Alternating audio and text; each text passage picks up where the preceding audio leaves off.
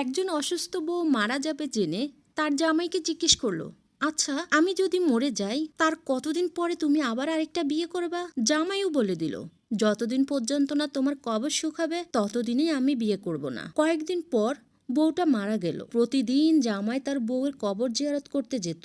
এভাবে কয়েক মাস চলে গেল, কিন্তু কবর আর শুকায় না। এই বিজা কবর দেখে জামাই চিন্তায় পড়ল, কিভাবে কি সম্ভব, কিভাবে এটা হতে পারে? এতদিন হয়ে গেল কবর শুকায়নি কেন? যাই হোক, এভাবে কয়েকদিন পরে একদিন কবরের পাশ দিয়ে জামাই হেঁটে যাচ্ছিল। সে দেখলো তার শ্যালক তার বউয়ের কবরের ওইখান থেকেই আসছে। তার হাতে খালি একটা বালতি ছিল। সে শ্যালককে প্রশ্ন করলো, কিরে, হাতে বালতি নিয়ে কি করিস? শ্যালক বলল, আমার বোন মারা যাবার আগে আমাকে বলে গেছিল প্রতিদিন ওনার কবরে যেন আমি পানি ঢালি, এতে নাকি আমার বোনটা কবরে শান্তি পাবে। আসসালামু আলাইকুম, সবাই কেমন আছেন? তো কি বুঝলেন, মেয়েরা মরে গেলেও তার জামাইয়ের ভাগ কাউকে দিতে রাজি নয়। এটা সব মেয়েদের বেলায় একই হয়। আজকে আপনাদের সাথে ছোট্ট একটা গল্প শেয়ার করলাম। গল্পটা কেমন লেগেছে আপনাদের কাছে জানাবেন। আর এইখানে আমি একটা বড় মাছের মাথা রান্না করতেছি আমার জামাইয়ের জন্য। শখের পুরুষের জন্য শখের রান্নাটা।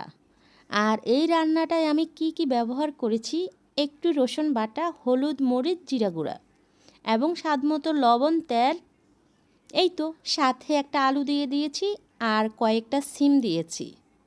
আজকে আলু এবং সিমটা দিয়ে মাথাটা দিয়ে একটু ঝোল করব। আর আমার শখের পুরুষ খাবে। মাঝে মাঝে আপনারাও কি এই ধরনের কোনো সারপ্রাইজ আপনাদের জামাইকে দেন?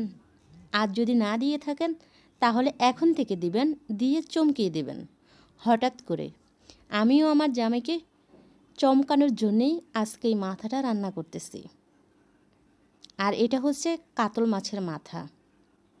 যাই হোক, একেবারে যে বড় মাছের মাথা হতে হবে তা কিন্তু নয়, ছোট মাছের মাথা হলেও দিবেন। ছোট একটা মুরগি রান্না করে ফ্রাই করে হঠাৎ করে দিবেন।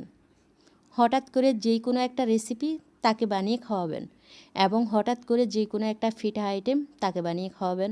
তারপর ডেজার্ট আইটেম আছে, যেটা আপনার নাগালে আছে, ঘরের জিনিসপত্র যা আছে তারই মধ্যে যে কোনো একটা কিছু বানিয়ে তাকে হঠাৎ করে চমকে দেবেন।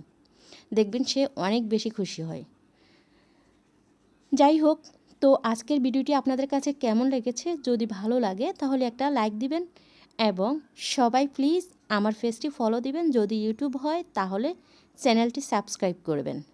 আজকে এই পর্যন্তই। সবাই ভালো থাকবেন, সুস্থ থাকবেন, সবার সুস্বাস্থ্য কামনা করি।